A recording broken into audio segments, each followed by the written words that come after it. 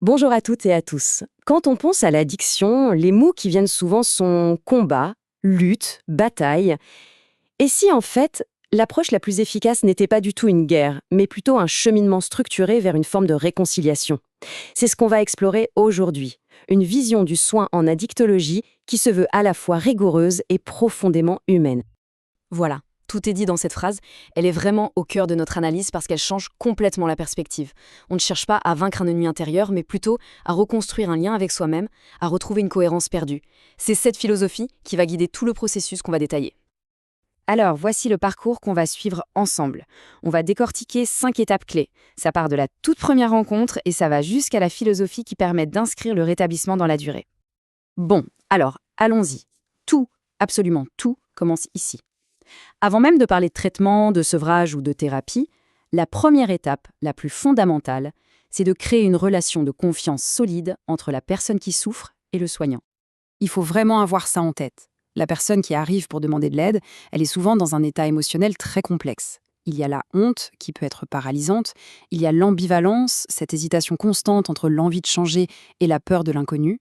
Du coup, un environnement sans jugement, c'est la condition sine qua non pour que la parole puisse commencer à se libérer. Et là, du côté du soignant, tout est dans la nuance. Être empathique, oui, mais sans se noyer dans l'émotion de l'autre. Être bienveillant, bien sûr, mais ça ne veut pas dire être complaisant et tout accepter sans rien dire. Et surtout, c'est la clarté du cadre, les règles, la confidentialité, qui va rendre l'espace vraiment sécurisant. Cette alliance thérapeutique, c'est le seuil sur lequel on va pouvoir construire tout le reste. Ok, une fois que cette base de confiance est là, on passe à l'étape suivante. Et là, l'idée centrale, c'est qu'il n'y a pas de recette miracle qui marcherait pour tout le monde. Un soin efficace, ça demande un plan sur mesure qui est élaboré non pas pour la personne, mais bien avec elle. C'est toute la différence. Ce processus, il se fait en 2 temps bien distincts. D'abord, on prend le temps de faire une évaluation la plus complète possible, pour vraiment comprendre la situation dans sa globalité. Et c'est seulement sur cette base solide qu'on va pouvoir définir des objectifs qui soient clairs et surtout partagés. Cette vision à 360 degrés, elle est capitale. On ne traite pas juste une consommation, on accompagne une personne dans toute sa complexité. Donc oui, on regarde l'aspect clinique, bien sûr, mais on s'intéresse aussi de très près à la structure psychologique, aux blessures passées, on analyse le contexte social, la famille, le travail. Et enfin, on évalue la motivation, où en est la personne dans son envie de changer. C'est tout ça qui permet de construire un projet réaliste. Le mot-clé ici, c'est vraiment négocier. Les objectifs ne sont pas imposés. Pour certains, ce sera l'abstinence totale. Pour d'autres, ce sera d'abord de réduire les risques ou simplement d'améliorer leur qualité de vie. Et surtout, il faut que ce plan reste flexible. Le chemin du rétablissement, ce n'est jamais une ligne droite. Bien. On entre maintenant dans le cœur du réacteur, la phase de traitement plus active. Et là, l'approche est double. Il faut s'occuper en même temps du corps et de l'esprit. C'est indissociable. C'est vraiment cette complémentarité qui fait la force de la démarche. D'un côté, on stabilise sur le plan médical. On sécurise le sevrage, on traite les problèmes de santé liés. De l'autre, et en même temps, on commence le travail de fond en psychothérapie. Comprendre pourquoi, identifier ce qui déclenche la consommation, travailler sur les émotions. L'un sans l'autre, ça ne peut pas fonctionner durablement. Ah, et ça, c'est un point super important à clarifier. Quand on parle de traitement de substitution, l'objectif n'est pas du tout de remplacer une dépendance par une autre. C'est un outil stratégique. Ça permet de calmer le chaos biologique et mental pour donner à la personne la stabilité nécessaire pour pouvoir s'engager dans le vrai travail psychologique, celui qui mène à une transformation profonde. On avance. Mais il faut voir plus large maintenant. Le soin ne s'arrête pas à la porte du cabinet du médecin ou du psy. Pour que le succès tienne sur le long terme, il faut un réseau de soutien qui soit ancré dans la vie de tous les jours. La question est un peu rhétorique, et la réponse est un grand non, bien sûr. Le rétablissement, ça se consolide dans le lien avec les autres.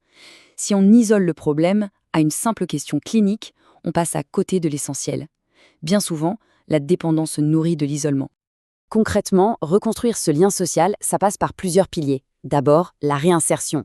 Retrouver un logement, un travail, une place dans la société. Ensuite, les groupes de pairs sont essentiels. Pouvoir parler avec des gens qui ont vécu la même chose, c'est incroyablement puissant pour briser la solitude. Et enfin, impliquer la famille, mais de la bonne manière, en aidant les proches à soutenir, sans tomber dans le contrôle. Cette idée, elle change absolument tout. Dans cette approche, la rechute n'est plus vue comme une catastrophe ou une faute morale. C'est une information. Une information précieuse qui nous dit « Ok, qu'est-ce qui n'a pas fonctionné? Qu'est-ce qu'on peut apprendre de ça pour ajuster le tir ?» On est dans un processus, pas dans une logique punitive. Pour finir, prenons un peu de hauteur. Regardons les principes éthiques, la philosophie qui anime toute cette structure de soins qu'on vient de décrire. Au fond, tout ça repose sur des principes non négociables. Le premier, c'est le respect absolu de la liberté de la personne, même quand elle doute, même quand elle hésite. Ensuite, il faut que l'équipe de soignants soit cohérente et partage les mêmes valeurs. Et enfin, le soignant doit rester authentique, humain et conscient de ses propres limites.